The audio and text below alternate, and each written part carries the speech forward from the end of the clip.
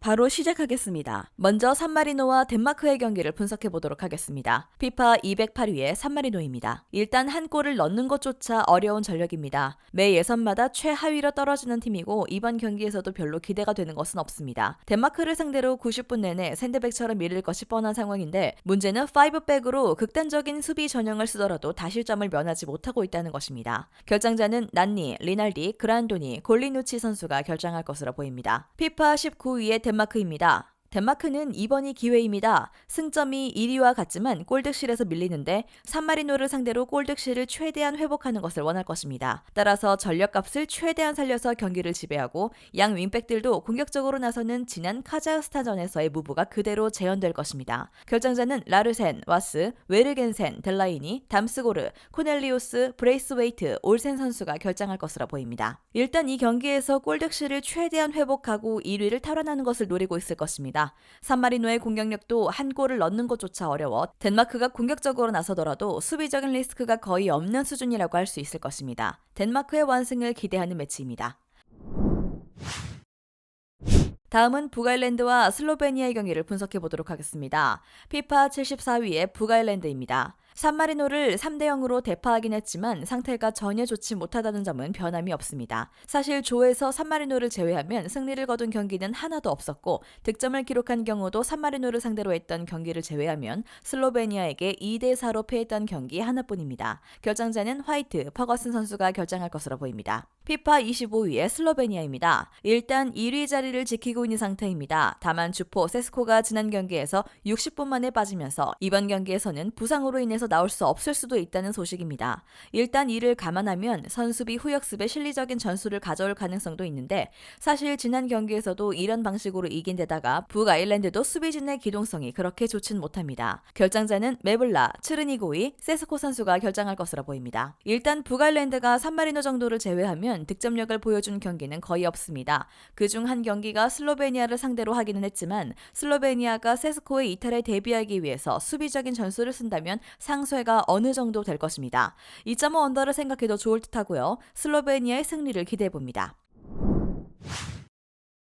다음은 멕시코와 독일의 경기를 분석해 보도록 하겠습니다. 피파 12위의 멕시코입니다. 이 대회가 월드컵 등 메이저 대회였다면 상당히 수비적이고 역습 지향적으로 나섰을 것입니다. 하지만 평가전에서는 별로 거리낄 것 없이 자신들의 성장세를 시험하는 무대가 될 것입니다. 실제로 언론에서 예상하는 포메이션도 4-3-3으로 생각보다 공격적으로 나설 것을 예측하고 있는 중입니다. 결장자는 아라우호, 모레노, 에레라, 코로나 선수가 결정할 것으로 보입니다. 피파 15위의 독일입니다. 나겔스만호의 스타트는 상당히 좋았습니다. 일단 최전방을 확실한 골게터 펠크룩으로 배치하자 높은 점유율을 골로 연결시키는 빈도가 상당히 높아진 모습입니다. 아직 독일을 여러 번 고생시킨 선수비 후역습 성향의 팀을 만나지 않았긴 했지만 멕시코는 지난 경기 상대 미국과 마찬가지로 꽤 공격적인 운영이 예상되는 상태입니다. 결장자는 베르너, 그나브리, 쾌체, 잔, 긴터, 노이어, 키미히 선수가 결정할 것으로 보입니다. 일단 독일이 확실히 주도권을 골로 연결시키는 모습을 보여주는 등 나겔스만의 스타트가 상당히 좋습니다.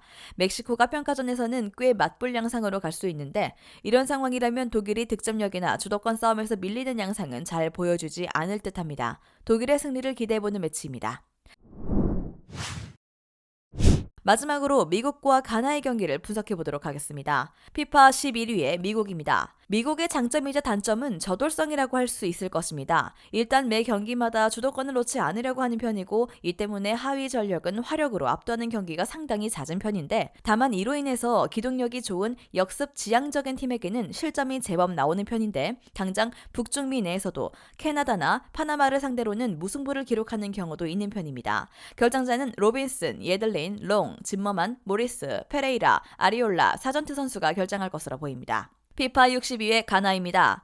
지난 경기에서는 멕시코의 압박과 수비에 쿠두스가 철저하게 묶이면서 장점인 기동력을 보여줄 기회조차 없었습니다. 다만 미국은 멕시코와는 달리 아주 저돌적으로 나올 가능성이 높을 것이라 가나의 장점이 어느 정도 공격에서는 나올 가능성이 있을 것으로 보입니다.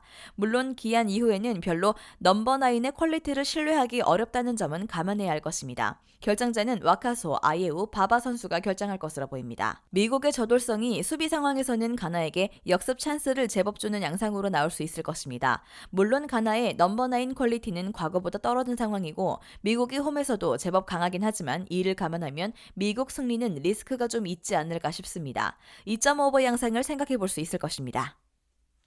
영상에서 알려드리는 내용들은 모두 1차 분석 내용들이며 2차 분석과 최종 조합픽은 영상 하단 고정 댓글 링크로 문의 주시면 안내 도와드리도록 하겠습니다.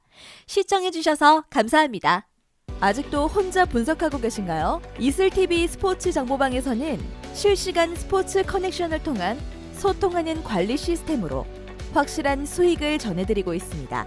정보방 입장 조건은 없으며 일반인들은 쉽게 접할 수 없는 배당 흐름 분석, 모든 경기 라인업과 결장자, 마지막으로 분석 모델링을 통한 최종 조합픽까지 무료로 제공해드리고 있습니다.